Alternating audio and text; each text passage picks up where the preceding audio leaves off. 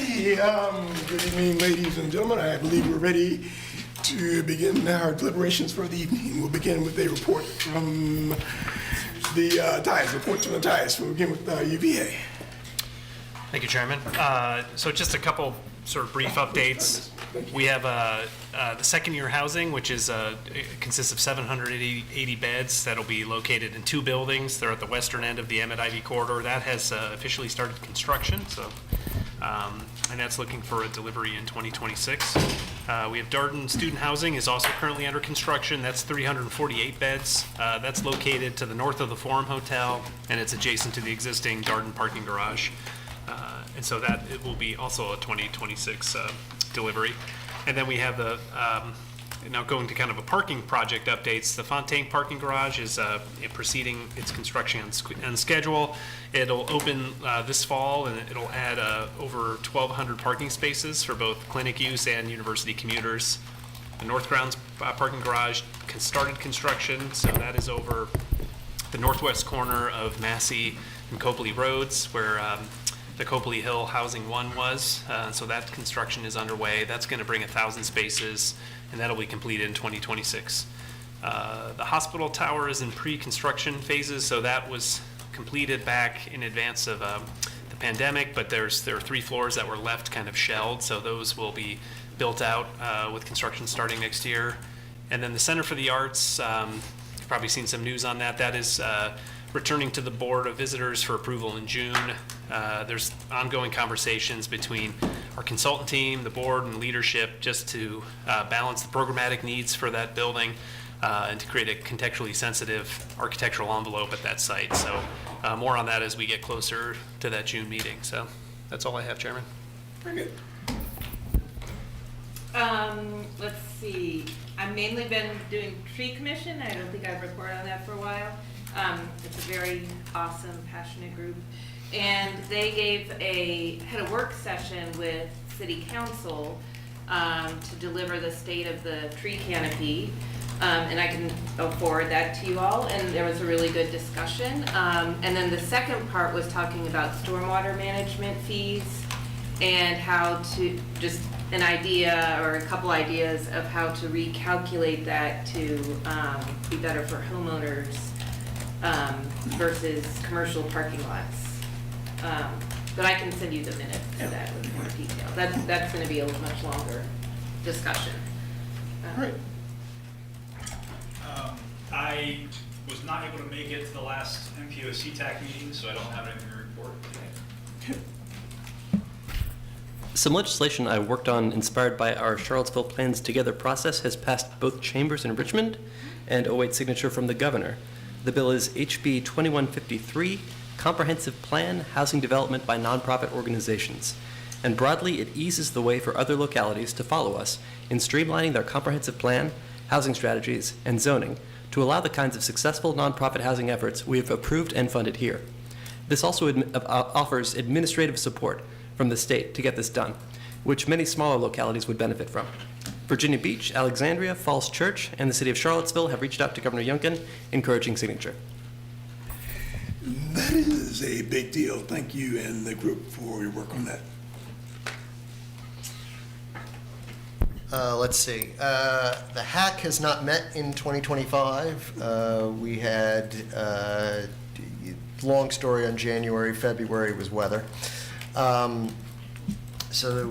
However, the CAF committee met a whole lot, and that is now done, and I think going to City Council on 17th. We managed to plow through that short version, $1.6 million ask. $823,000 on the sticks and bricks side, 1.3 ask. 575 was available for the 1.6 ask on the HOP side. The HOPS, which is the housing operations, not sticks and bricks. So that was a pretty tough road, but to be very direct, the group did a very good job of getting through that, and there were a lot of different perspectives. and we came up with what we thought was a pretty nuanced way of moving forward. CDBG is scheduled to meet a lot in March. I do not have the summary yet. I have all of the applications. That is this weekend's project.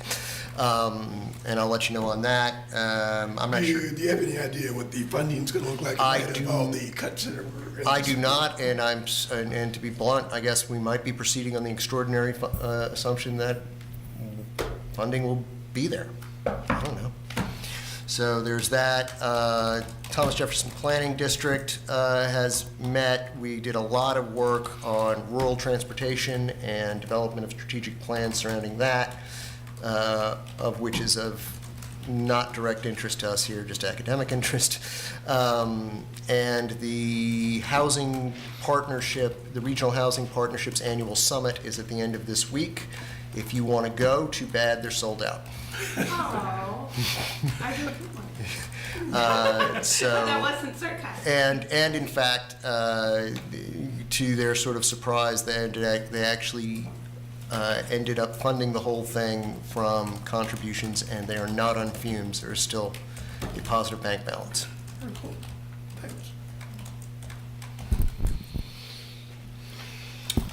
Let's see, I had, a couple of meetings over the past couple months. First, we had MPO Tech. We received, we talked about, at least, the Smart Scale scores that came out. The short answer is we didn't get anything. The one project in our region that was funded it's called the 250 Ralkin Road Peter Jefferson Parkway Bundle. It does add a few blocks of sidewalks along 250 and some pedestrian crossings. It also includes some like median hardening, so you won't be able to turn left across the median, and it'll change the traffic flow over by Martha Jefferson. Another interesting piece of news related to that is that because of all of the recent snow and hurricane stuff, VDOT is moving over $1 billion in the 6-year improvement plan from construction to operations because of all the increased costs. So it's possible that even fewer smart scale projects are funded, and some will be cut. So what do you mean by operations? You're talking snow removal, plowing. putting snow down, I mean, putting salt in. Yeah, and I think also, maintenance stuff. Like I know Hurricane Helene led to a whole bunch of roads being washed out and had to be repaired, that sort of thing. As opposed to construction is like new construction projects. Then we also, that was pretty depressing on Smart Scale. Also, it turned out the amount of money given to the entire district for the district grant program was was less than the budgeted cost for some of the applications we submitted. So we will have to work on improving that process in future cycles to submit better applications. Also worth noting that the amount in Smart Scale as a whole has now kind of leveled off from what had been a very high level of funding in the first 2 years because of the way they phased in the gas taxes that led to increased funding. Because the 6-year improvement plan, everything gets added on at the end, and so now we're at that 6 years after that first happened. When that first happened, we were getting taxes for sort of extra years on top of what we were planning for, which was the 6th year. So the amount in Smart Scale as a whole will be lower moving forward. We did get a very interesting presentation on a smart intersection project that VDOT is doing in conjunction with the Innovation and Technology Transportation Fund, or rather the Virginia Transportation Research Council mission is doing it in partnership with VDOT, where they will be installing effectively cameras at a number of four intersections around town, all in the county, where they will be trying to measure pedestrian counts, vehicle counts, but also find near misses. So right now, a lot of our safety needs are based on crash data, but crashes are fairly low frequency. If you can add near misses and see when those happen, you can get a much more detailed understanding about potential safety issues before crashes happen. So I think the ones they have in mind right now are Ryva 29, Old Ivy, Alderman and McCormick, and one more that does not immediately come to mind. Additionally, we had a LUPEC meeting, which was also on transportation. A number of projects are going to construction soon, very soon, in fact. So the Crozations out there will be happy that their 240, 250 roundabout is going to construction first, I think. But later this year, Fontaine work will start. And so that will be the intersection reconfiguration, or the interchange reconfiguration, rather, that's what became of what was the displaced left turn project. But also now the city's Fontaine Streetscape project is now being managed by VDOT and is part of that bundle. And then they'll be closing the left turn off of 29, or from 29 to 64 West, to funnel that traffic through the Fontaine intersection. I think that is about it. The District Avenue roundabout has also been moved forward, and I think that will be sometime in 2026. Very good. Thanks. So from the last 2 months on the BAR of interest to the Planning Commission, we approved the demolition of the Violet Crown Cinema, 200 West Main. And just to clarify, because there's been some media and the BAR has been getting a number of emails about that, the BAR does not tell anybody what to do. We don't control private property. We are asked permission to do certain things, and we say whether it meets our guidelines or not. And this was one thing that there was no way in our guidelines that we could have denied this demolition. We did condition it on they will have to get a approved building permit for a new building before they can tear down the existing one. That's been something that we've been conditioning a lot of demolitions on to prevent having just a big open site for, forever, basically. We looked at 218 West Market, which is the proposed hotel where the Artful Lodger is, under the roof. I get this mixed up. Why do I get, that doesn't even exist anymore. Artful Lodger, yes, sorry. So that, they made, the applicant made a number of changes that are really, some really good changes to the massing of the project, but it's still, we've asked them to work more on the materiality. It's still a very large EFIS building, and a 6-story EFIS building downtown doesn't necessarily meet our guidelines.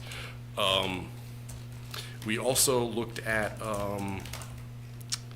1000 Wortland Street, which is the UVA's affordable housing project in the 10th and Page neighborhood. That building is, it's only 6 stories, but its footprint is very, very large. And we have been working with them to try and find a way to make the Wortland Street elevation not as long and monotonous as it is. So there's still some work that they're going to be doing on that. But fortunately, they are able to proceed with their tax credit application without getting BAR approval. So we can continue to work on this while the project proceeds. So we shouldn't be slowing anything down through this, extending out this discussion with them. And that is it for the BAR. Okay. So the Wortland Street proposal managed by UVA Foundation did make it to the BZA. And what they really wanted to do is just to get a variation on the entrance spacing to make that work, and it was granted.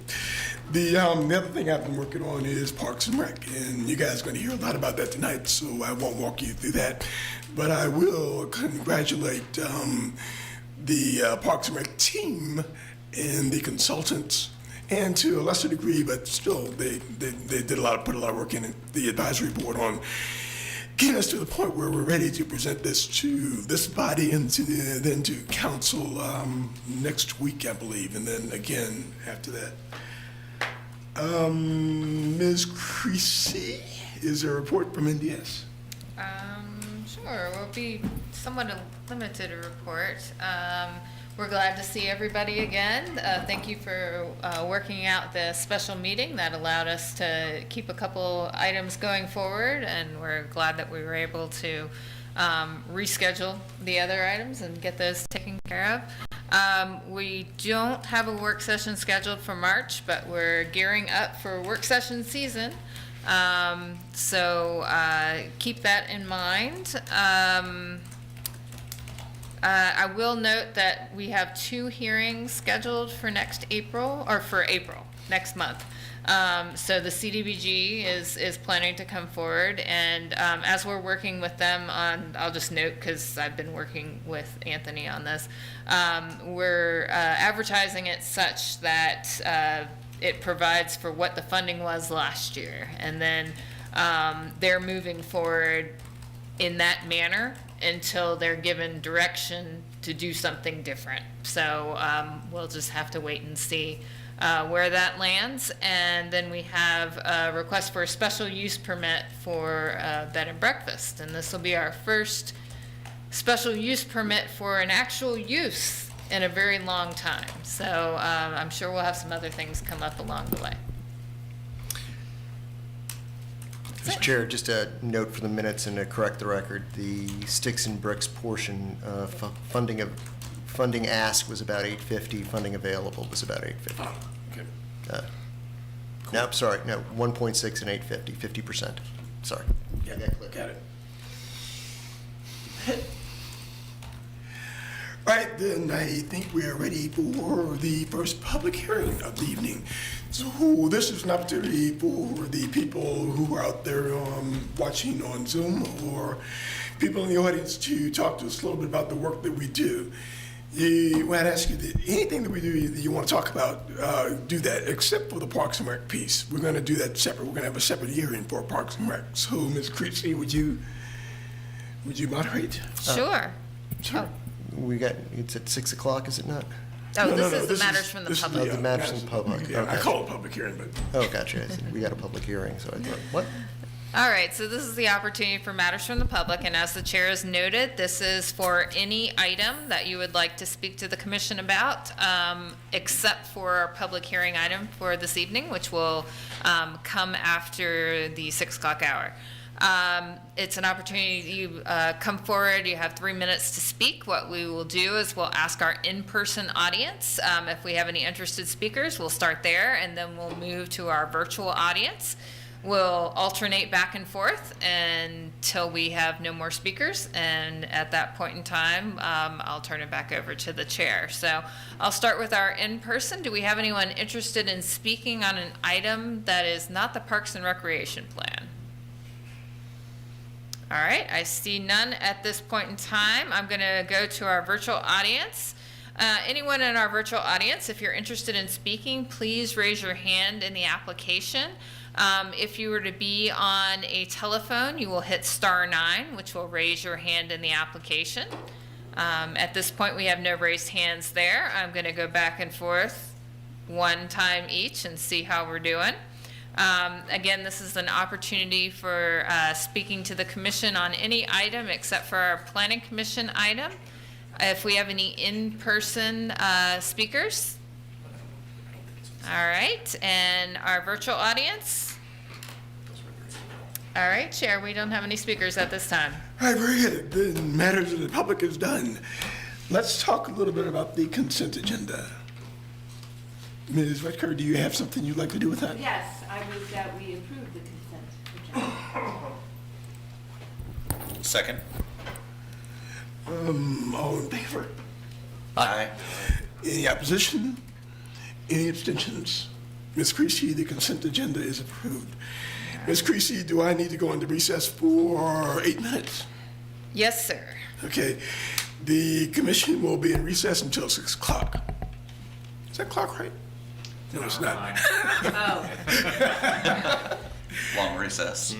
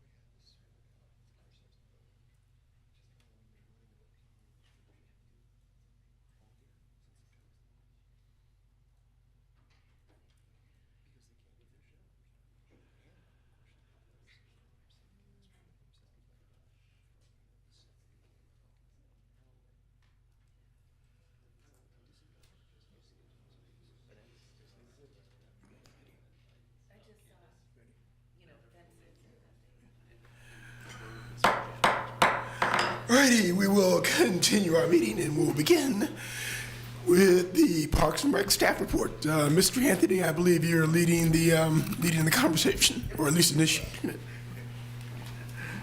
Once again, thank you so much, Chair, Vice Chair, and Commissioners. I'm Rian Anthony, the Parks and Recreation Director. I will be presenting to you our Parks and Rec Comprehensive Master Plan. Before I get started, just would like to say a big thank you to the community. The community came out. They are really, really invested in the beautiful parks and recreation amenities that we do offer in the city. So I think that's a great asset. Number two, I'd like to thank our staff. Our staff did a wonderful job. So hats off to all the staff that was involved. It took us, I think we were at council in October of 2023, and now it's 2025. It's a long process. So I just want to say thank you so much. Before I introduce our consultant again, this is a comprehensive master plan. It is a guide, it's a roadmap with community priorities in mind, and foremost, their priorities, not staff's priorities, not commission's priorities, but community priorities. And we used our professional guidance is in order to put a strategic plan together for the next 10 years. So our journey started out with the community to our advisory board last month, and now we before the Planning Commission. Once we get through Planning Commission, we'll be going to our last stop at City Council. So on that note, I'd like to introduce Mike, our principal consultant from Pros Consulting, and he will do a short presentation and also introduce himself. So Mike? Sure. Thanks, folks. Hopefully everybody can hear me. I am Mike Svets, principal with Pros Consulting. As some of you know, recovering Parks and Recreation Director as well.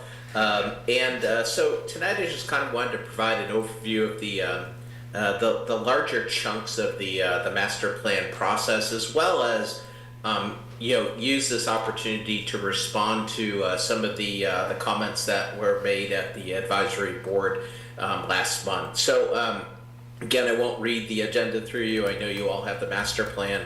And you have seen this PowerPoint as well. So next slide. First thing we kind of want to talk about and be clear on is that what this master plan process was. It is all-encompassing, as Rian had said, and one of the things that we really tried to work through was to really understand implementation on the front end and throughout the process. We didn't wait to discuss implementation until the very end, because we wanted to make sure that this was a realistic, implementable, and financially sustainable plan. Couple of key components. It is a 10-year planning horizon. It is based on City of Charlottesville resident need, unmet need, and importance as it relates to experiences and opportunities desired. And the plan focuses on investment and reinvestment in the city-owned and or co-owned parks and facilities, primarily within the City of Charlottesville's borders. So, long story short, this is a City of Charlottesville centric plan. We certainly did look at other planning efforts, but we are not making recommendations at a regional level, whether it be a planning commission district level or whether it be even Albemarle County. This is really focused on the City of Charlottesville. Next slide. So, as mentioned, there is alignment with other current plans and policies from the Urban Forest Management Plan that's approximately 16 years old, through some of the plans that were done right before COVID, the Bike Ped Greenways Plan by Thomas Jefferson Planning District Commission, climate goals, the comp plan, which I know this is going to be a key part of updating the Rivanna River Corridor Plan, Three Notch Trail Master Plan, and then a bunch of other kind of internal plans as well. City Council Strategic Plan, Climate Action Plan, Visitors Bureau, Tourism Plan, Downtown Mall Tree Plan, and then the cities of Charlottesville's latest capital improvement plan. Next slide. So, we really tried to focus this on holistic and continuous engagement.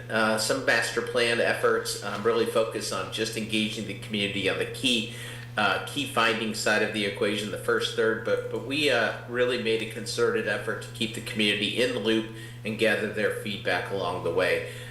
We really focused on in-person engagement, complemented that with surveys, as well as opportunities for people to provide continuous feedback using the project website. Next slide.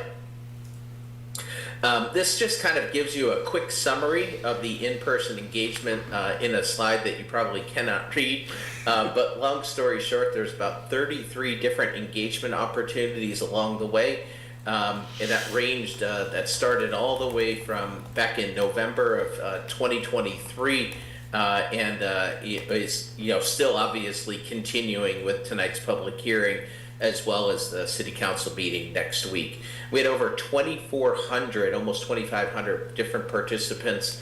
I don't want to say unique participants, but different touch points with people along the way. And this is just the in-person side of the equation. Next slide. In terms of kind of where we held these community engagement opportunities, you can see that there were 13 different locations in which we focused our engagement efforts. Many of them focused on downtown, south of Charlottesville, and typically in communities that we don't hear from. And so the effort was made from a location perspective to really try to engage the community as a whole, and really try to get out to people, and not make everybody just come to the Parks and Recreation office on the downtown mall. Next slide. In terms of kind of in-person community engagement, I will say there's one thing missing from this screen, and that is increased river access. The graphic has been updated in the master plan document. However, in addition to increased river access, economic development through park reinvestment, reinvesting in the existing park system, continually reinvesting, shared use path system expansion, connectivity, continued increased awareness, advocacy, and outreach, and sustainable funding. These are kind of some of the key themes that came out of all of our engagement. It certainly isn't all of the detail associated with it, but if you had to say, what did we really hear going up and down an elevator in 30 seconds, these are kind of some of the key components that we heard from the community as part of the in-person engagement. Next slide. In terms of kind of overall community priority rankings, a couple of things to just point out. Number one, just looking at the things that are the high priority, medium priority, low priority. High priority means that the city of Charlottesville residents want the city to provide more of those things, whether it be space and place or programs and services, yesterday. In other words, if you had budget cuts or if you had opportunities to expand your budget, it's going to be absolutely focused on the things that are in the red category. Medium priority kind of means you have it right-sized, but you always want to continue to evaluate it to ensure it doesn't become a high priority or drop into the low priority. Low priority does not mean that you don't do it. Low priority simply means that it is usually very special interest. It is usually age specific, or it's skill specific. So you will see a lot of like sports, sport fields, sport type of programs that are tied to very specific age groups in the low priority. It does not mean that you don't do it. It's just that you're not going to provide those services to the community as a whole. They're going to have a very specific target market and or a very specific location in which you're going to have those. In other words, you see golf there on the low end of the program and service assessment. you have plenty of golfers. You are certainly not your entire community is going to golf and or wants to golf. And you're also pretty much going to focus your golfing efforts at the at Meadow Creek. So just a couple of things in terms of comparing the high priority between programs as well as facilities and amenities. You do see that there are more high priority items in the facility and amenity chart than you do on the program and service.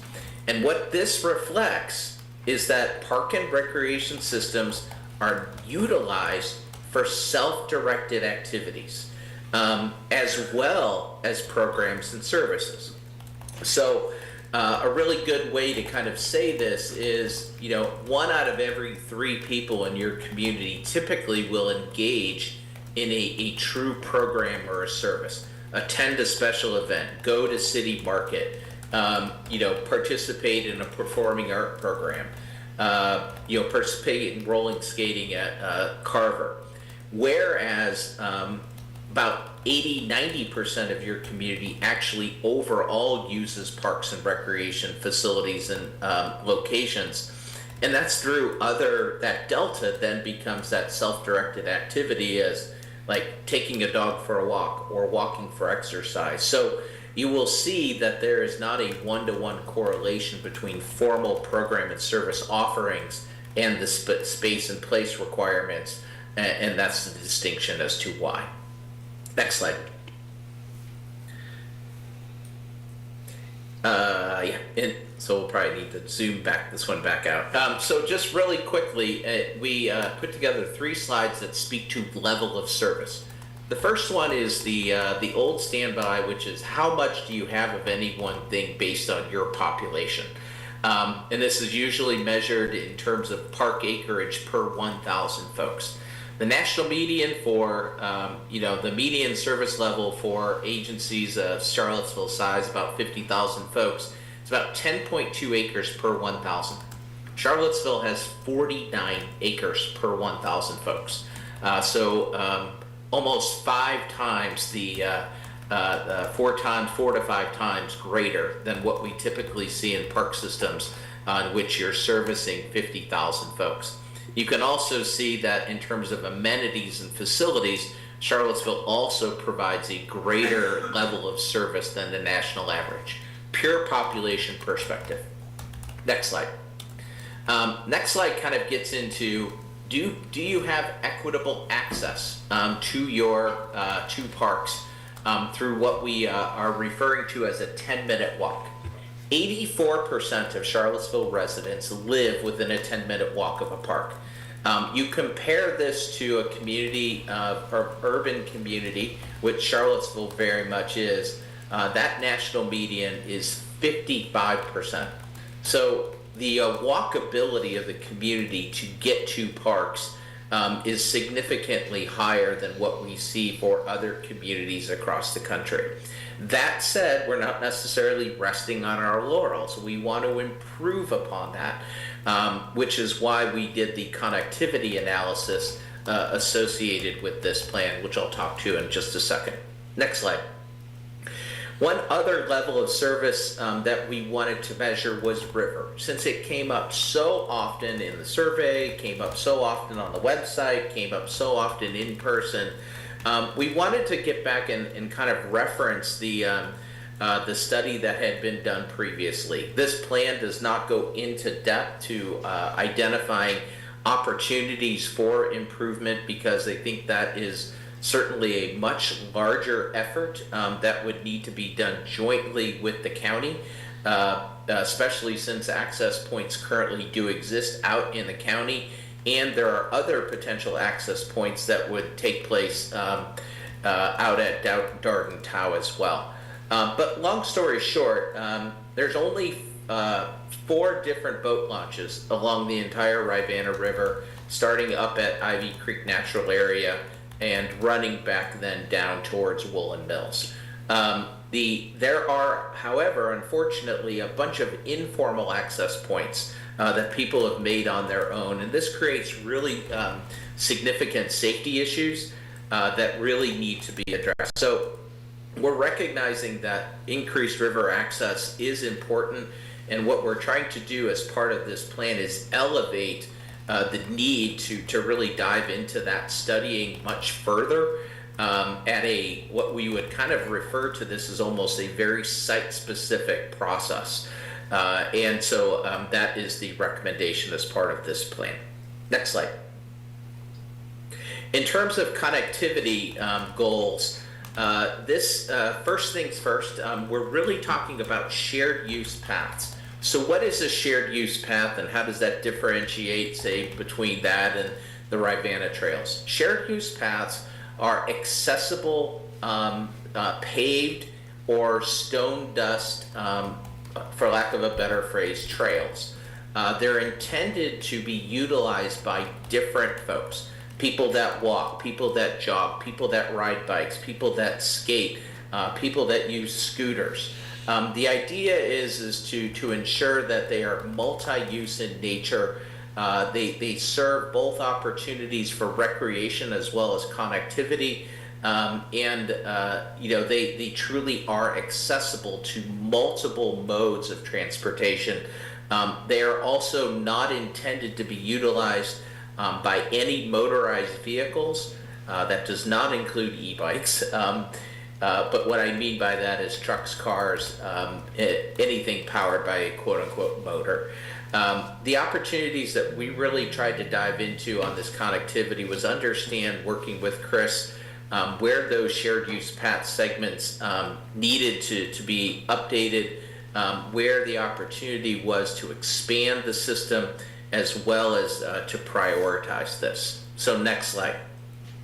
I don't want to get into too much detail, but I think you can see here that there are proposed shared use paths upwards of an additional, I want to say 20 some different segments, 22, 23 different segments that would add about 12 miles of additional shared use paths in the system.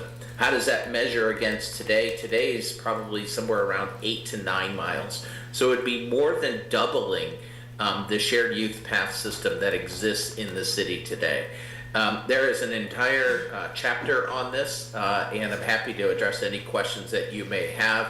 But we knew going into this project that this was going to be not an issue, but certainly something that came out of the community's need process.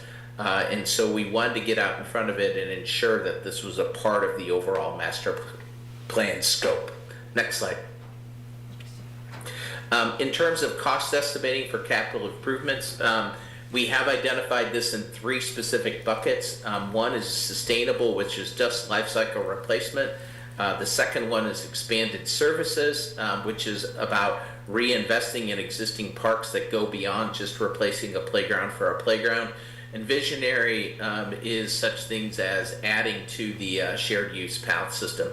One specific note of this is that the recommendations that we're making as it relates to the cost estimating for capital improvements is for fiscal year 26-27 through fiscal year 34-35. So we are not double counting, and we are not including projects in this cost estimating plan that are in the current capital improvement budget. That is a part of the city's next budget process, which will be adopted here in the next month or so. So all of the projects that are currently slated to be funded and incorporated the next, shall we say, the next 16 to 18 months are not included in this plan. This plan is intended to guide the future development of the capital improvement plan that Parks and Recreation puts together. Next slide.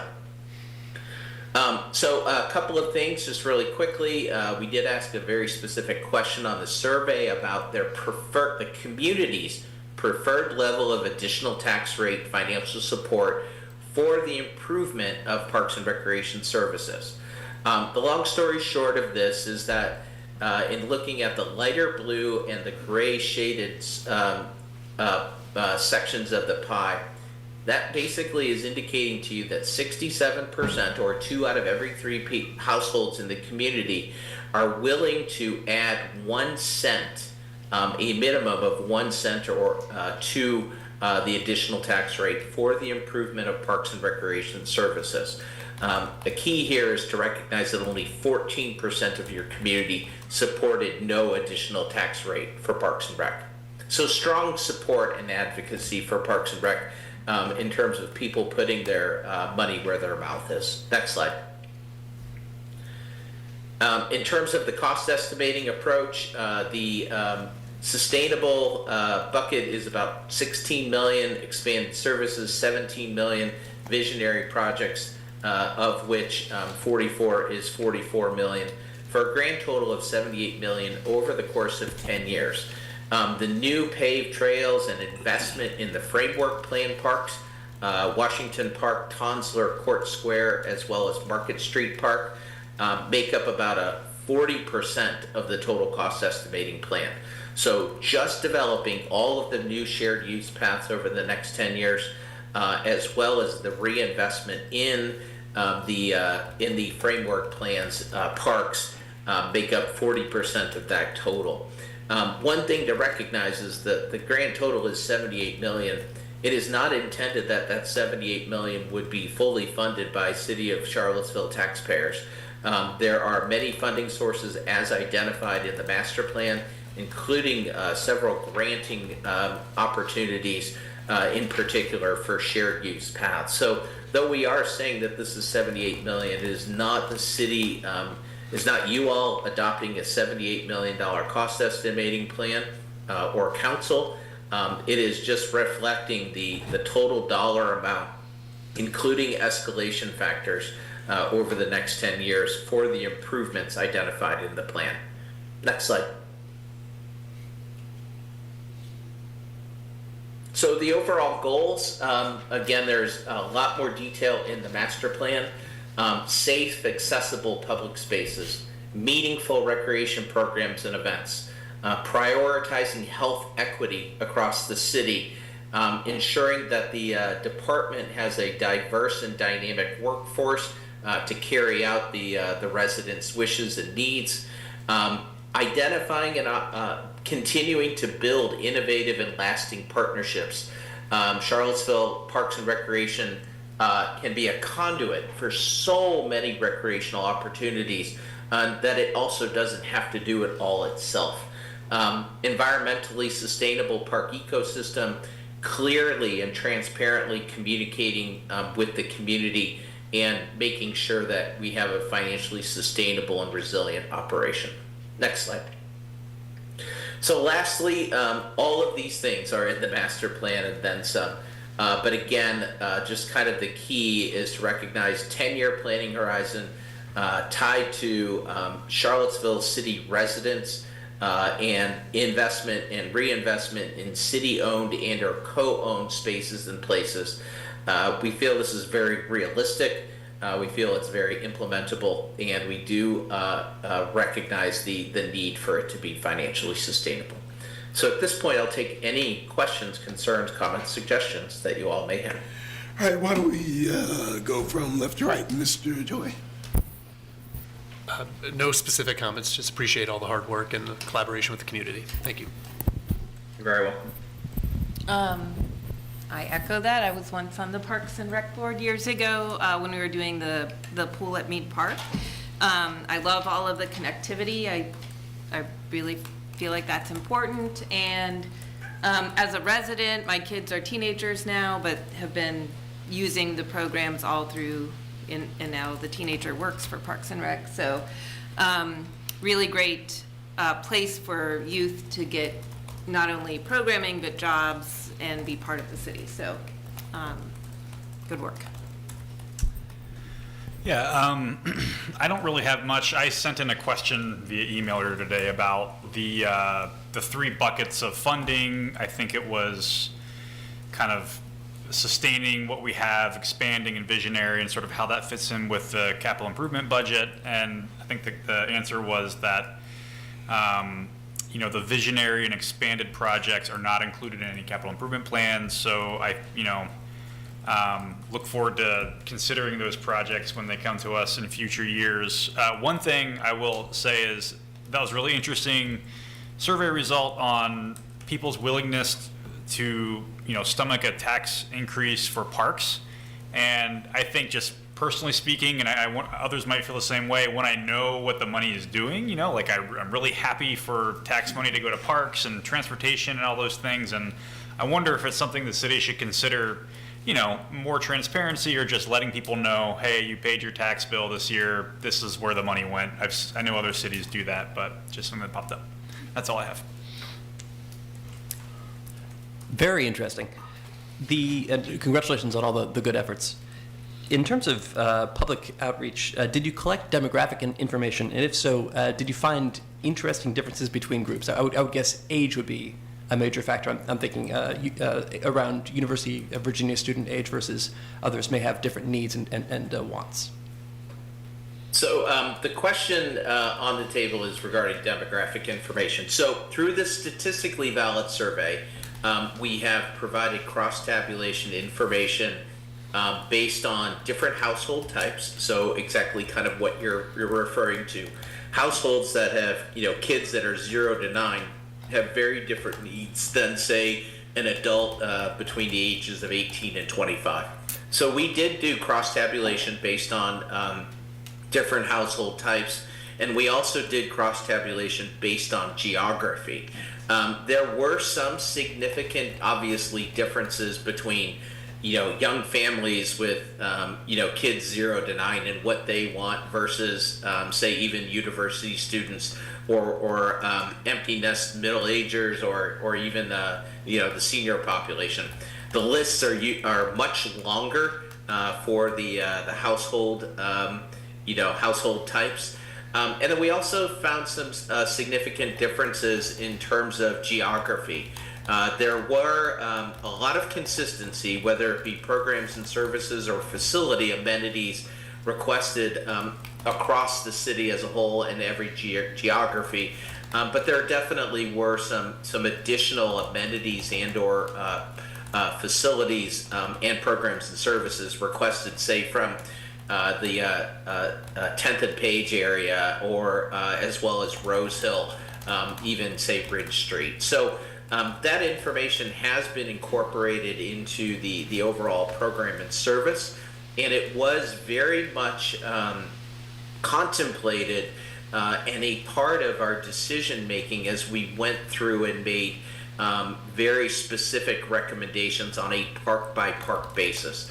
So understanding where that park is, understanding who that park is serving, understanding what that park could do in terms of providing a different kind of experience. But we were also very mindful of not making sure that we did the whole square peg in a round hole kind of thing. A park can still, based on its location, its geography, its access points, its size, its topography, can only handle so much of improvement. So we did utilize that information in that way.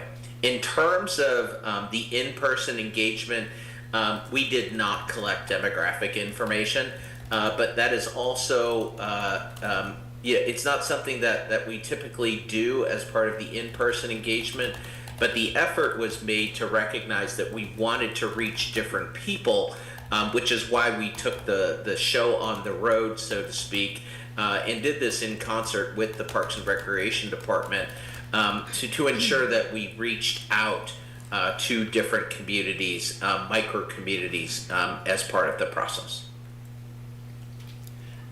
One related question. I see the word equity in this quite a bit, which I'm pleased to see. Did you work with the Office of Racial Equity, Diversity, and Inclusion to make sure we got this right? Absolutely. Absolutely. That was at the table as part of the steering committee, and very much actually helped to inform in particular the criteria that went into prioritizing the connectivity analysis. So there is a large social equity criteria associated with the connectivity analysis that was factored into that decision making. Thank you. think I have two questions, one of which was inspired by my colleague's question.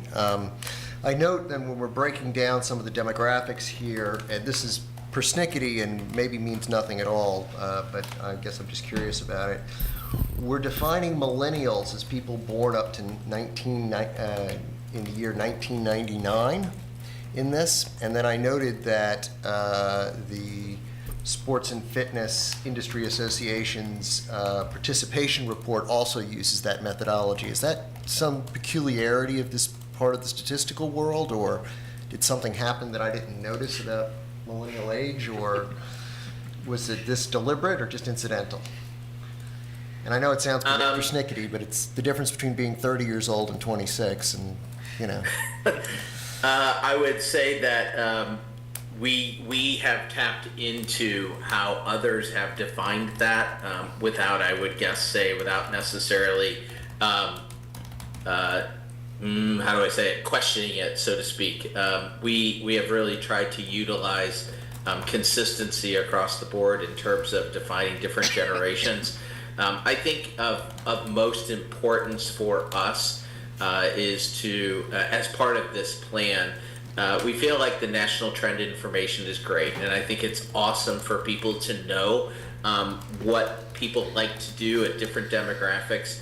But I also think it's more critically important for us to hone in on what we refer to as life mode or household type, which came out of that statistically valid survey, which really helps to dial in the differences of experiences desired for parks and recreation based on just how people have to live their lives.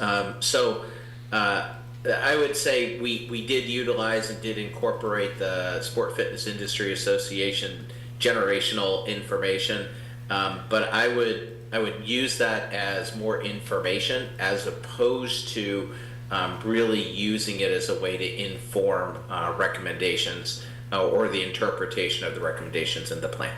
All right, well, yeah, I mean, that I did read through their Sports, Fitness, and Leisure report, and yeah, I mean, that's a huge pile of data. The other, so, you know, that's what they used. We'll go along for the ride, I guess.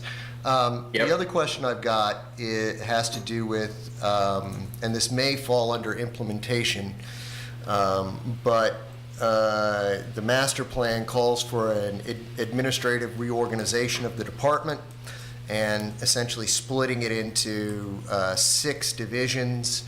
And my question in terms of best practices, organizational effectiveness, and number of people, how deep a dive did you and the department take into that? Or is that really just sort of a generalized recommendation that we need to dig into when it comes to implementation? Yeah, so it was a deep dive with the department. Okay. Yeah, we all of the information, I could show you where I think there is an information of where we started in there from an organizational functionality perspective and where we ended up. That was a really big lift. I think Rian kind of mentioned the staff's input and staff's contributions. There was a lot of conversation to make sure that we got that right, because it's really important not just to understand where your inefficiencies and ineffectiveness are now, but also if you don't get that right going forward, it's going to be that much harder for you to implement a master plan. So that was done in lockstep with the department. Yeah, exactly what Mike said. We have to really, and we look through the lens of not individuals, we look through the functions. So once we remove individuals, it can get very sticky. But we look through the function. What does the community expect from us? And we had to pivot, and we have to look exactly the need. Like an example, within the recommendations, the community want more events. We don't have an event coordinator at all. So we are looking into that even further without Mike help with this, but we have to look deeper to figure out, okay, this is what the community wants. So we have to pivot and look at our functions. So yeah, we did a really deep dive. So I guess it's really when you start putting together an implementation strategy that the nuts and bolts of what you're actually going to do and in what order is going to come forward. Because right now, you don't know what you don't know, I guess, at this point. in Yeah, terms that's of- correct. Yeah, okay. Yeah, that's correct. All right, so staff, The only- does that yeah. make and so would that have implications for an expanded staff? I think that there's some pretty direct statements here about expanding the staff capacity. And do you have a sense of the number of that yet, or? Yeah, so when we worked on this plan, even in this fiscal year, we made a recommendation, I believe, of close to 3 or 4 positions within the cycle. Number one, most importantly, we had a major need in terms of cleaning our parks. That was one of the complaints. We only have 3 people that clean all our parks within Charlottesville, and we insufficient. And that ain't enough. And we requested for FT for that. The other thing too is if you look at the master plan calling for reinvestment, what does that mean? Means that our facilities are crumbling. We don't have a dedicated project manager within Parks and Rec.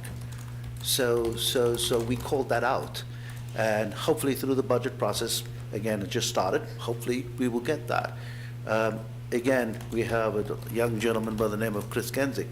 He started out with a very little mileage of trails, and now, almost 18 years, we have a robust trail system, but it's still a department of one. How are we maintaining our trails? So we're really focusing on infrastructure. How do we maintain our infrastructure? And those are our focuses. The other position was an inclusion coordinator. We have to be inclusive. We are Parks and Recreation Department, and unfortunately, we're not there yet. So we're trying to get those resources so that we can be efficient and effective for the community. So with this administrative reorganization that's going to take place over time, there's going to be a whole other look at staffing and how that's structured, and I mean, it's not really a table of organization, it's just sort of, we've got these 6 divisions that we basically need to split things up into. Correct. But you haven't quite formed, that's sort of the next set of steps. Okay, That's correct. thanks. First off, yeah, thanks for all the work you guys have done on this. It's quite thorough. First, I have a quick technical question. If we could jump back to the slide on levels of service, the one with amounts per population.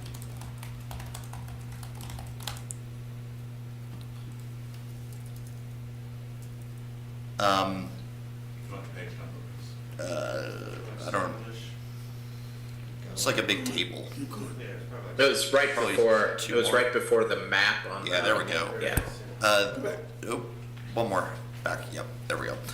This chart is different from the same chart in the plan. Yep. You know what's going And on there? It is different because we have to update. I have to update this slide. So there were a couple of things that have been some moving parts just even over the last week or so in terms of acreage. And so there were just some things that had to kind of get moved around. I think what we ended up doing is reducing some of the acreage. I think what I'm looking at in the plan as it's been updated is 45.18 acres per 1,000. Whereas the presentation, I think, is showing closer to 50 acres per 1,000. Yeah, it seems like the top line population is different, and then in the plan, it's kind of inconsistently applied to the numbers. I think there are probably a couple other charts similarly that have errors like this. I think there's one that says like the Ridge Street neighborhood has 1/10 of the population density, at least in 2034, than like Greenbrier and Barracks Rugby. So if you guys could just do a sweep through that and catch those technical errors, or I can send a follow-up email with a few small things as well. My other question is a little bit broader. So I was excited to see all the shared use paths proposed in the plan. though I was a little surprised. I attended the open house at Carver Rec last fall, and I don't remember hearing about them then. But looking at the map, it seems that they're concentrated. I mean, they're all important, links within the city into parks, but none of them touch the proposed 3-notch trail, which I'm sure you know. The county got a $2 million plus grant from the federal government to start planning up to the city limits.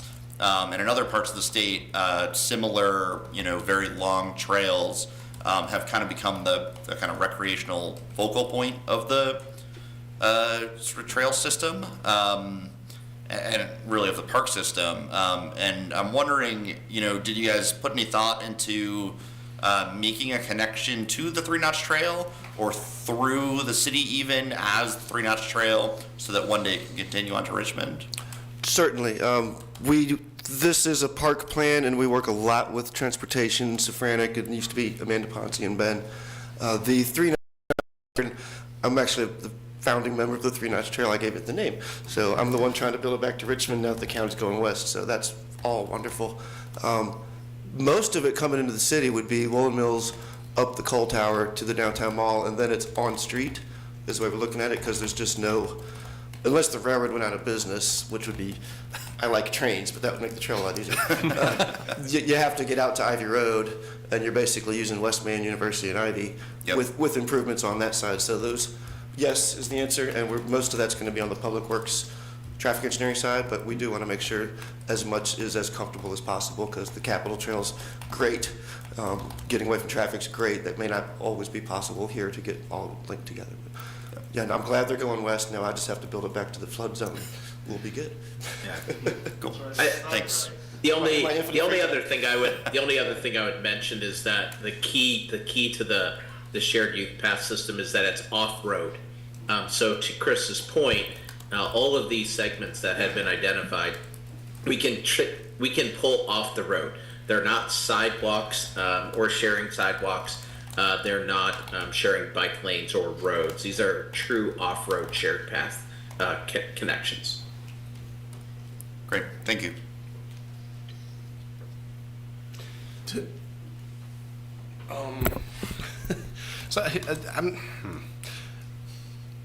this question's kind of coming from my own ignorance about. I noticed in the master plan document you've got. I was looking at your SWOT analysis. You've got a list of threats, and all the threats tend to deal with duplicate services from private and nonprofit organizations. And I guess I was wondering. I mean, you mentioned partnerships. I think in your last slide that you had up there, there was something about partnerships, and there's. I feel like I saw it later on in this document, but I guess I'm curious about, are these threats, or are they opportunities, or how is the city dealing with, or what's the thought process for dealing with the duplicate services that are out there? I mean, you list private aquatic organizations, basketball organizations, the city market. Yeah. I'm not sure if that makes any sense. It's an excellent question. If I could jump in, and then I'm sure somebody from staff will want to jump in. But I think it's truly recognizing the role that the city plays in terms of providing direct services. In other words, what can we do with the taxpayer dollars that were allocated that we are going to do in-house ourselves? It's going to be our direct conduit to the community. And then what are the other things that we need to recognize, that we have wonderful spaces and places that we can facilitate the utilization of programs and services. And that's where I think the understanding of where the role and responsibility of who does what is exceptionally important. The prioritization of programs and services, the prioritization of spaces and places helps us to define really what the city in part should be tapped into and what they should be doing versus how you facilitate those partnerships. Having been the director in Charlottesville a couple decades ago now, there is significant opportunities for partnerships. And there's no possible way that the city of Charlottesville will ever have enough staff capacity and/or resources to do it all themselves. So when you talk about like the implementation side of the equation, this is where we start to put, okay, what are we going to do as a city versus what are we going to facilitate on behalf of somebody else who A, may have more resources, B, may have a greater level of subject matter expertise to implement, and or C, both. And that's where I think the city has, the department has a significant opportunity to continue to be a conduit and a community builder.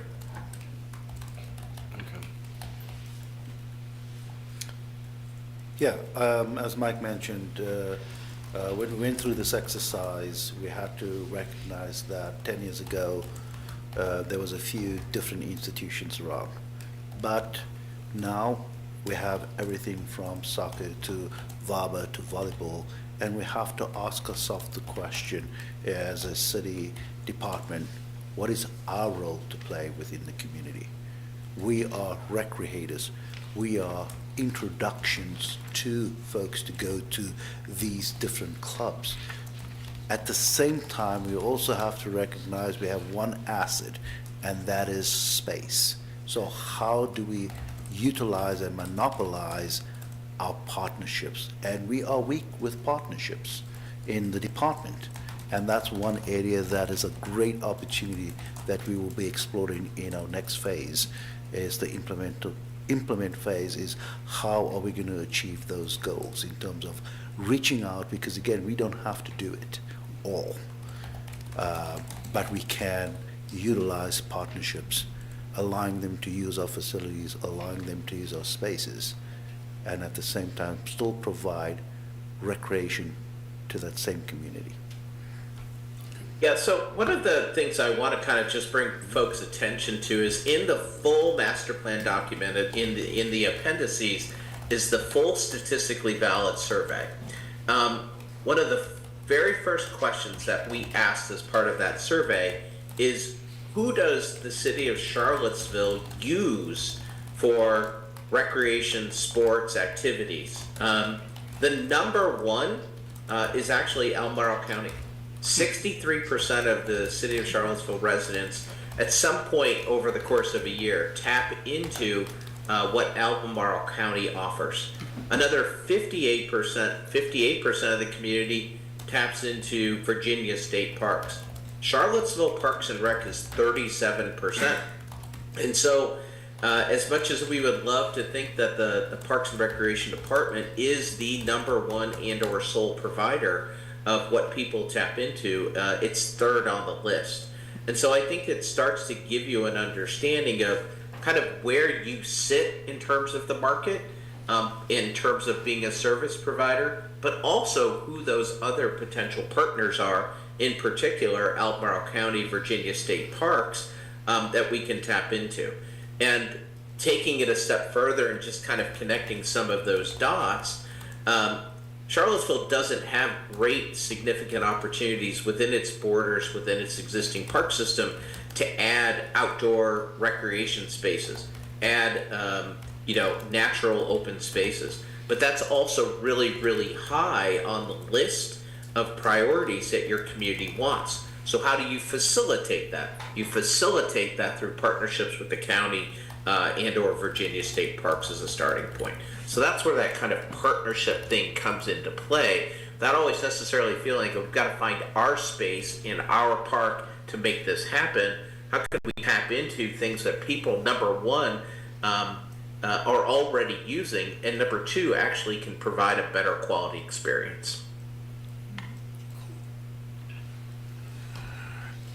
All right, Mr. Schwartz. Right. Can I make it? Yeah, please. I was going to go around again. So, yeah. I'm glad you brought up partnerships, and I can't get my internet to work, so I can't find the full master plan. So I guess I just wanted to encourage more of that. When I was on the Public Housing Board, there were various reasons or, things going on between, does Parks and Rec run this after-school program in West Haven, do they do this or that, and there's so much to work out, but that could be very much, I can't see the master plan, so I don't want to, but just that could be a whole person's job. I know the city schools, those playgrounds, those fields, and to also encourage any new developments, with perhaps these large developments. I'm thinking Friendship Court. I know there's a discussion about a park coming in there, West Haven being redeveloped, but some of these really large redevelopments, maybe there's partnerships there to bring in some activities. I don't know that it would be ownership of the park, but it does seem like we have all of these kind of large institutions working, in the same populations, and maybe that's where sometimes we miss some of the residents because we just can't kind of get the partnership to work well. But I think it's all there, like you're saying. We have so much support, and maybe that's part of the problem. We just have a lot of very active people running all of these organizations. But I do, since you put that all in perspective, of course, if we're going to look at the mountains, we're going to go to the county park or I think it all has to work together. So yeah, just reiterating, we have this, the public schools, we have all of these resources that I think kind of fall within the Parks and Rec's wheelhouse that I know you all work on, but without looking at it right now, I'm not quite sure which are actually intact right now, which partnerships are intact. Right, the leader of the advisor, somebody else, yes. I have one. Something that it comes up whenever I speak with city employees is not just headcount, but space. To do the work right, you need space to do the work. How are you thinking about this issue, which is really not just a Parks and Rec issue, it's sort of a broader city issue? You're talking about physical space for human beings to do their jobs. Okay. Yep. So space is always a good opportunity for Parks and Rec. It's number one. It is finding unique opportunities in order to utilize space. And again, I always go back to partnerships. In some housing authorities, they have open spaces, but it's underutilized.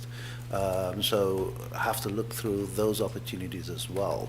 Also looking at opportunities is looking at our schools, which we use schools for basketball programs, but we could expand that as well. So the staff that is on board, very creative thinkers, and again, I'm just happy that we have this process in front of us. As I mentioned again, this is our roadmap. This will actually help us to get us to our goals that we will be setting after the master plan gets adopted. We'll do some goal settings and prioritization. So at least we are taking chunks out of the master plan, year-to-year chunks, 5-year plan, and then 10-year plan on how to achieve those things. I hope I answered the question. Thank you. All right. Once again, the leader of the advisory board is with us. I'm wondering if Mr. McKee would like to put a bow on this before I open it up to general public comments. Good evening. Ned Mickey.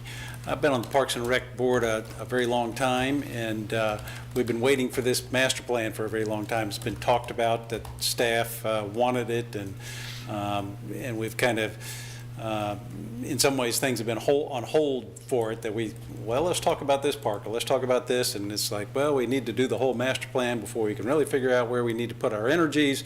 And so we've been waiting for it a long time. There was a couple of years where they were asking for the money, didn't get the money to hire a consultant, then got the money, and then it took a year to get the bid out, to get the consultant on the ground, and then it's taken a year for the consultant to put it together, which was great because they really did, I think, do a great job of soliciting input, both on the ground and with individuals, reaching out to various organizations that are directly involved in getting those individuals in to talk in small settings, as well as having bigger public events where everybody's welcome, and the website and the scientifically valid poll.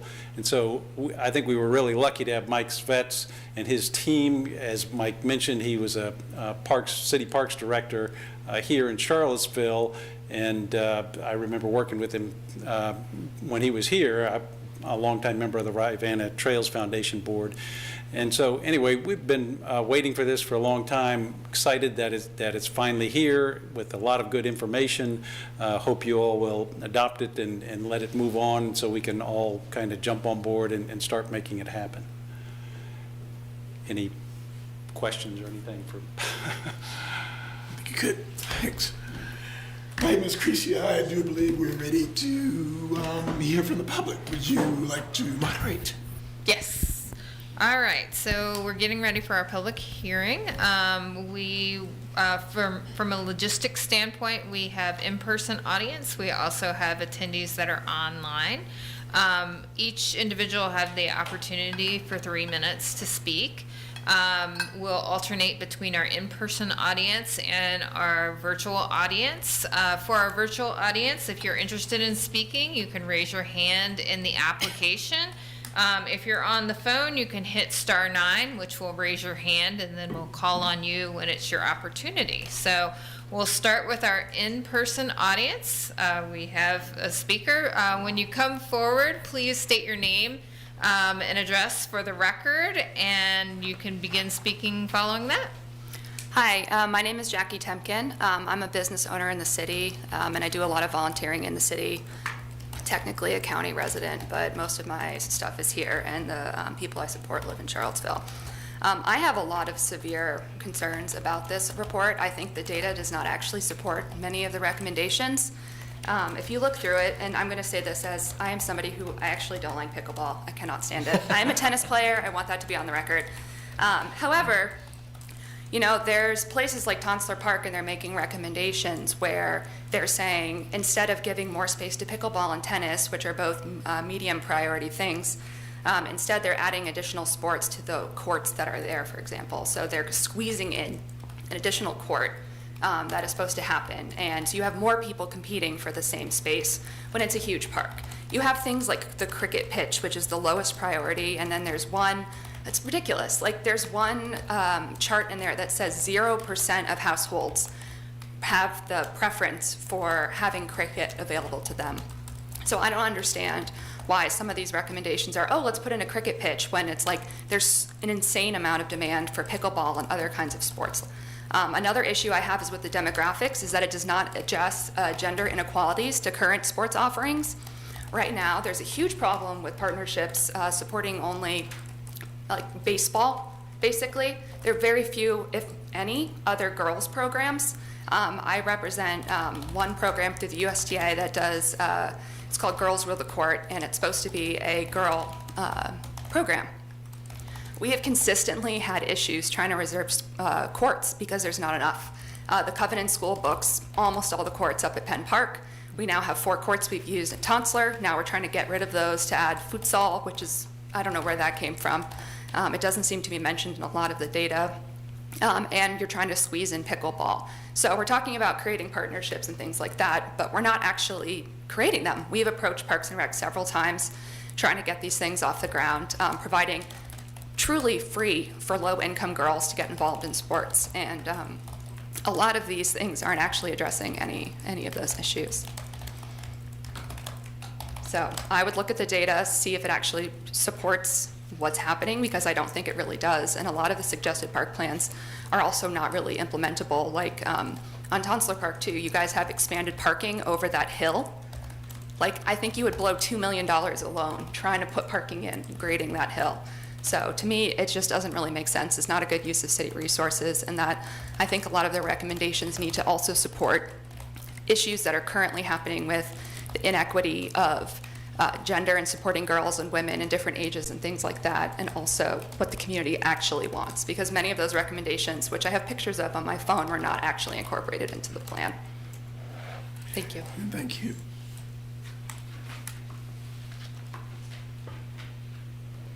All right, we'll move to our virtual audience and see if we have any speakers. All right, we don't have any at this time. We'll go back to our in-person audience. Additional speaker?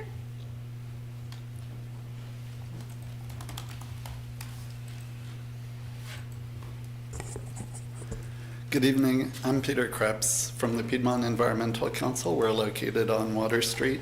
Also a Charlottesville resident. I live on Tufton Avenue. You received my very extensive comments that I sent to the Parks and Rec Advisory Board. It seems like, I don't know, 3 weeks ago we were in this august room together. And in that time, really a lot of the things that I asked for did get incorporated in the plan. So I'd like to thank Mike and Brianne and the whole team for doing those things.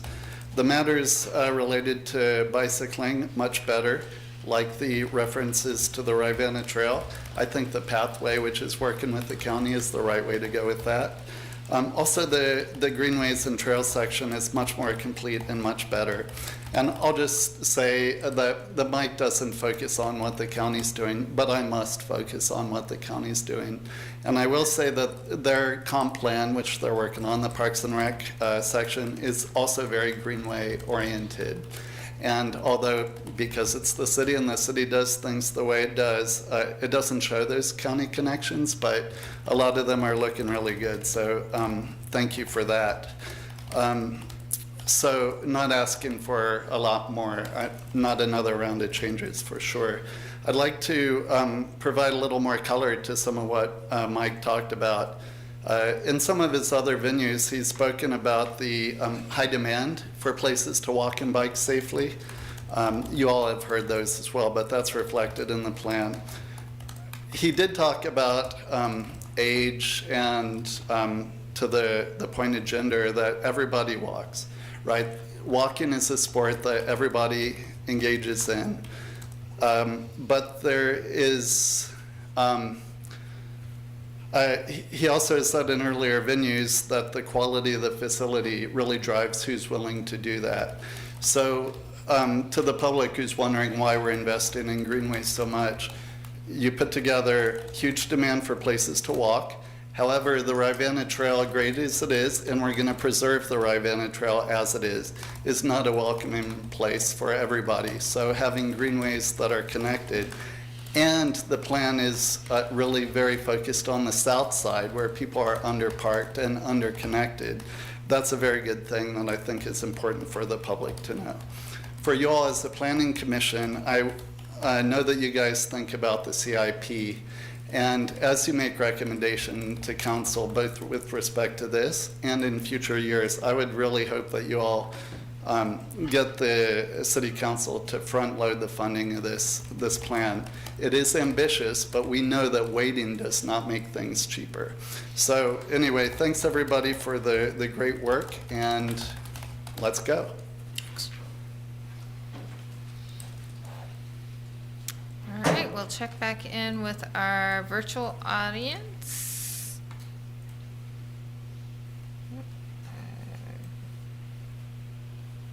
Sorry, my virtual panel moved on me here. All right, no additional speakers on our virtual audience at this moment, so we'll move back to our in-person audience. Next interested speaker. All right, any additional speakers in person? Okay, we'll check with our virtual audience one more time as well. All right, Chair, we don't have any additional speakers. Right, the public hearing is now closed, and we can begin our deliberations. Would you guys like to do a quick round before we begin working on a motion, or are you ready to go with the motion and then begin on any tweaks that we want to make on the motion? What would you like to do? Mr. Chair, may I create a problem? May I create a problem? may you create a problem. I hope it won't be a serious problem. I hope not. I'd like to ask staff to address the gender issue that was raised by the public. Sure. Thank you. Staff, if you would, just, if you please, to address the gender issues that were raised by the public. This is not an issue that I've studied in depth, And but I believe it merits while Mr. consideration. Anthony's on his way down, I did look at some of the demographics, and I do realize why things like the cricket pitch is here, and I do realize why things like more emphasis on soccer fields and things like that are there. You may have noticed that the population in Charlottesville has shifted since the war in Afghanistan, and as a result, things like more access to soccer fields and more access to cricket pitches are becoming increasingly important as a result of our shifting demographics. Thank you so much for addressing this. It's a very important topic to me personally, and to the department. Again, just want to mention the reason why we are doing this is to find our gaps and our opportunities. And we are definitely looking to pivot and to move the department into the proper direction. Because with the trends of society changes, our department needs to change too. And I think this is a very important part, is to change. So we are looking through those lenses once we get the master plan adopted, so that we can really focus on our goals and our objectives. Just in this prior few months, we have partnered with Her Sports, giving opportunities to our basketball program for the first time ever that the department has done. So again, we have to do one step at a time. And that is our focus as a department. And again, we are here to not, this plan is not to say we the greatest, this plan is to find our gaps. And then also how we can improve those gaps or meet those gaps. And again, as I mentioned again, that is important to me personally and to our department, is to bridge that gap. And just to follow up with, for example, Counselor, again, that's a framework plan. It is not a conceptual design, it's not a master plan. So when it gets adopted, that means by the pleasure of the city manager and city council, they will assign us to say, please move forward on a certain park. We will then do a site-specific master plan on those parks, where we will solicit again the community, because again, it is framework. It's just ideas. And as the chair mentioned, our community is changing. Our community is changing. And again, that was a few comments in the in-person that a group from Greenstone on 5th came out and said, what about us?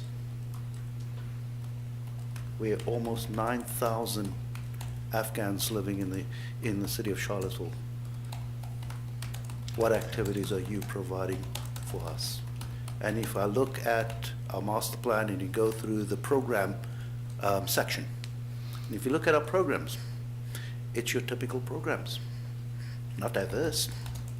I'll be honest with you, it's not diverse. But we are getting there, because this identifies what we are offering. It's like an inventory.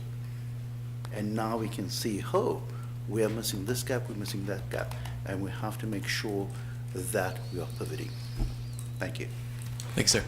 And just to reiterate, the shifting population, the increasing Afghan population, that's mostly concentrated in our city, and it's not spread throughout the county, if I understand that demographic as well as I think I do.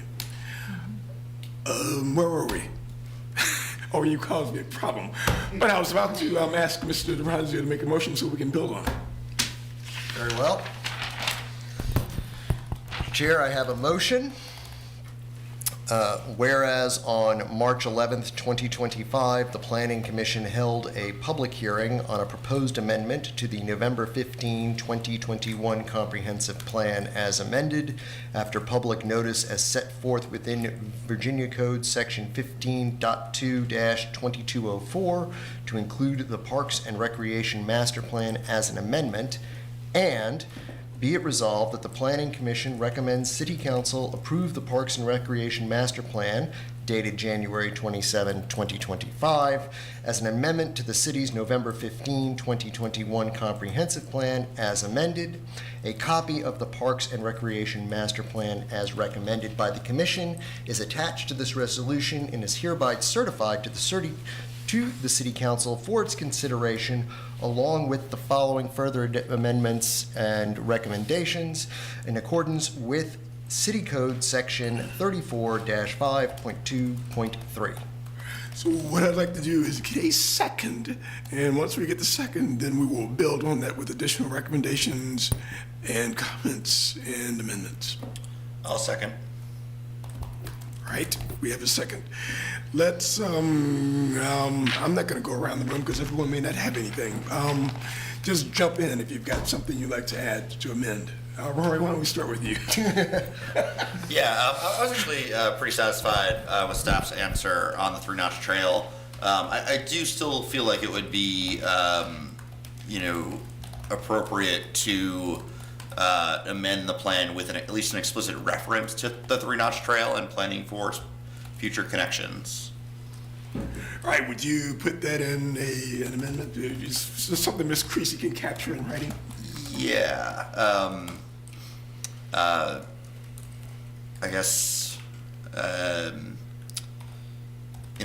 move to amend the resolution to add, to amend the master plan with a section explaining the Three Notch Trail, referencing it, and planning for future connections with Three Notch Trail outside of the city. All right, so you're looking for a greater emphasis on the development of the Three Notch Trail, pretty much. Okay. Yeah, is there any objection to that addition? All right, next. Go ahead. Jump in, Phil. No. You good? I have something that I think is entirely impractical at this time. Therefore, I don't recommend this motion, but I just feel the need to raise the issue. Broadly, the technology and the planning world are having a conversation about equity. We're looking a little bit more closely about some of the words that we've been using, thinking that maybe some fit and some don't. The word master is in this plan 181 times. That feels high. It's an uncomfortable word. It has some uncomfortable associations. The technology world has backed off of that word. The planning world is backing. It's been about a 10-year process. Give us about 50 more years. Landscape architecture and parks moving in that direction. It's going to be about another 70 years. I don't think we can solve this problem here, now, tonight, but I want to raise the issue. Language is changing. Thank you. Yeah, to amend that. Any other additions? Cars have master cylinders and slave cylinders. Any other additions to the motion? Going once, going twice. Ms. Creasy, would you poll the board? Sure. All right, Mr. Schwartz, Yes. Mr. Stolzenberg, Aye. Mr. Durante, Aye. Mr. Solly Yates, Aye. Mr. Yoder, Yes. Ms. Roker, Aye. and Mr. Mitchell. Yes. All right, Mr. Anthony and team, thank you. Mr. Mickey, thank you. You guys can hang out if you want to, but your work here is done. Right, the next item on the agenda is a special exception permit request. The first relates to 1418 Emmett Street, and I think Mr. O'Connell is managing that. That's correct. Okay. I do have slides this time, so you can put those up. So, hello everyone, Dan O'Connell, NDS Planner, and I'm presenting a special exception request for Bodo's Bagels at 1418 Emmett Street, requesting a special exception permit for build-to width. So you can go to the next slide. So the existing commercial property is shown on the screen. It is currently zoned NX5, node mixed use, and the comp plan designation is urban mixed use node. For the NX5 district, there is a setback range of between 0 and 10 feet, and a build-to width requirement of 85% along the primary street, which would be Emmett Street, and 65% along side streets. So if you go to the next slide, you can see part of the development plan on the right, as well as a map of the property in aerial. So the existing commercial property does not meet any of those build-to ranges, and per our current development code on nonconformity, any new additions to the property would have to meet the build-to.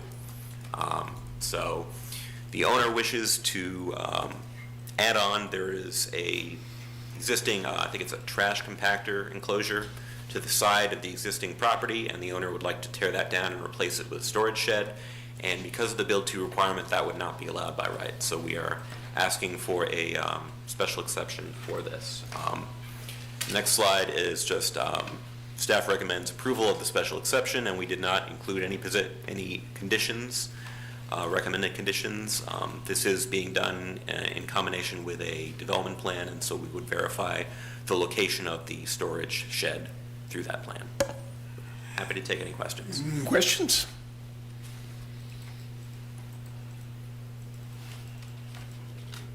I'm not used to this. I don't know what to do.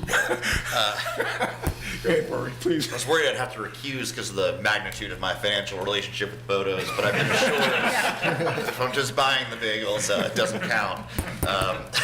I move to recommend approval of this application for a special exception permit in the NX5 node mixed use district at 1418 Emmett Street to permit the installation of an accessory shed. Second. Ms. Creasy? Sure. Mr. Schwartz? Yes. Mr. Stolzenberg? Aye. Mr. Durazio? Aye. Mr. Stoli Yates? Aye. Mr. Yoder? Yes. Ms. Roger? Aye. And Mr. Mitchell? And yes.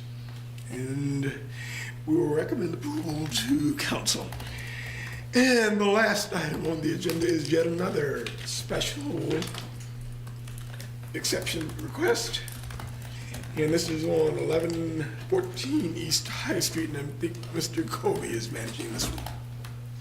Hi, Commission, that's right. The Ben Kobe, planner with Neighborhood Development Services.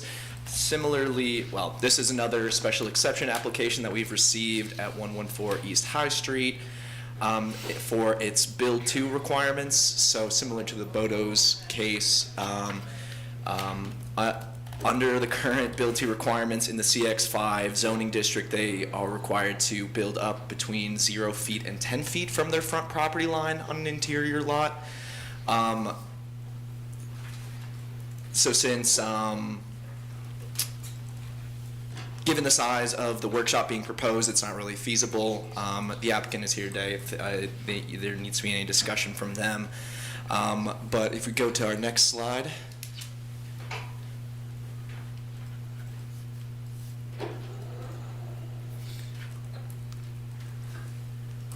That's some of the pieces I already detailed. Go to the next slide, please.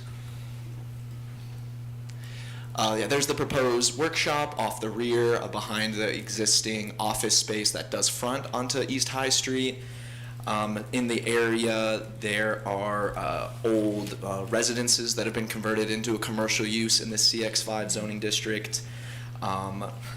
So there is already sort of an existing streetscape there where not practically almost no buildings in that block in that area do comply with the current build-to requirement. So considering the urban mixed-use corridor designation from the comprehensive plan, and that there is a consideration of, respecting existing streetscapes, considering the use of the workshop being a light industrial use, which is permitted by right in that zoning district, staff thinks that it would be appropriate to approve the special exception use or special exception request for the workshop. Would the applicant like to present? Or are you good? The applicant, or you're the applicant? I thought you were the applicant. You go up, talk about it. My name is Mike Ball, applicant here. Thanks for having me. Not much to this. This feels like kind of a glitch in the new zoning where it's a row of houses. And I was on the BAR, and I've always liked this row here. And it's one of these areas that it just gets weird in the new zoning how any new building right there is being told to be built within 10 feet of the street front, where it's all houses up there. So it's just an odd transition. And I get it. This is the 100-year view, but this is the 10 to 15-year workshop. So we're not really building for that 100-year view right now. So it's finding a workshop in Charlottesville is nearly impossible. We're on our 8th workshop in 15 years. So that's something that we need more of. Good. Thanks. Thank you. Questions for the applicant and or staff? I have one question for staff. The proposed language we have here recommends approving with the condition that the size, location, and use be consistent with the materials submitted. But if I understand correctly, the use is allowed by right in the zoning code. So do we really need to stipulate that the use needs to be consistent with what's presented? In discussions, we sort of thought it would be prudent to sort of have that stipulation in there that it would be used as a workshop. So if the use were to change to something that potentially we would be more interested in having closer to the street towards East High, if it were like residences or a lighter commercial use, that we would want on that street for that 100-year sort of vision that the comprehensive plan lays out. We thought, so that's the reasoning why we thought it might be appropriate to add some of those stipulations. Mm-hmm. Okay.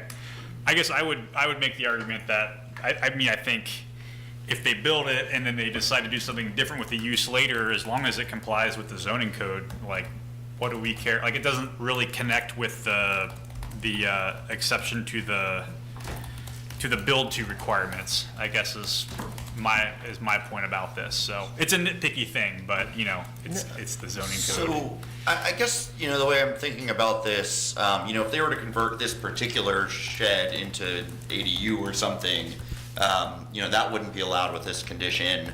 And so if they didn't want it as a workshop forever, it would have to be empty or torn down.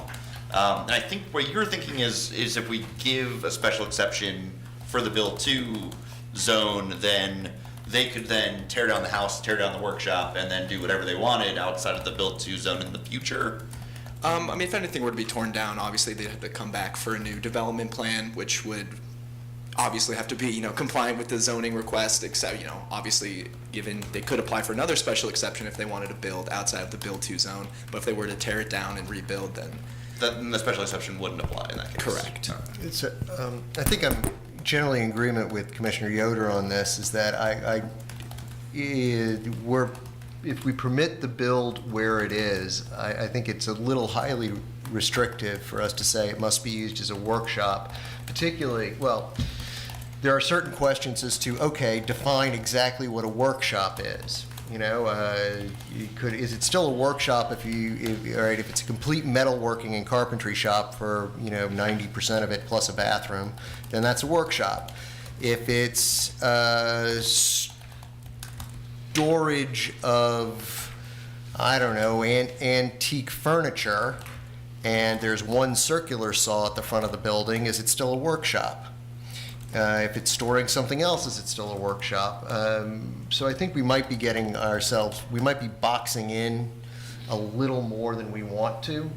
What if there are economic changes for the owner and the owner wants to do something else 10 years from now with that particular building? So yeah, I think that's a pain point for me too. If I think we're gonna grant the special exception, that has to do with the streetscape and the geography and the uses in the back seat there.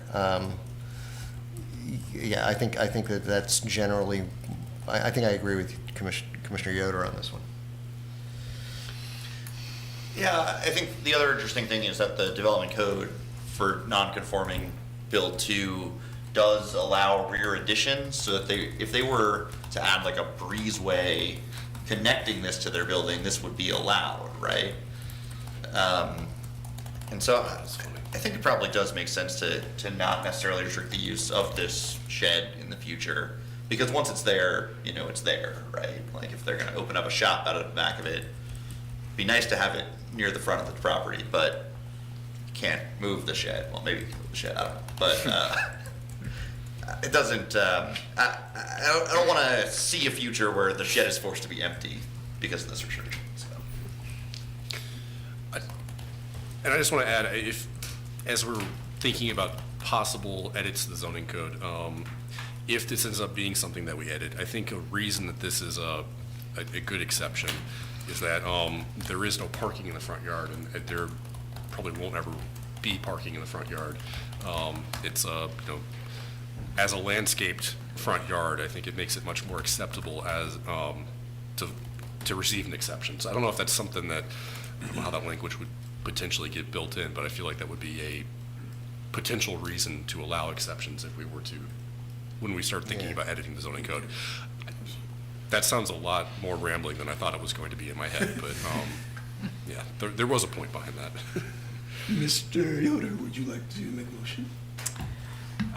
Yeah, let's see, this is my first motion. So I guess I would move, hang on, I'm trying to find it on my agenda. Page 32 of the document, or 70.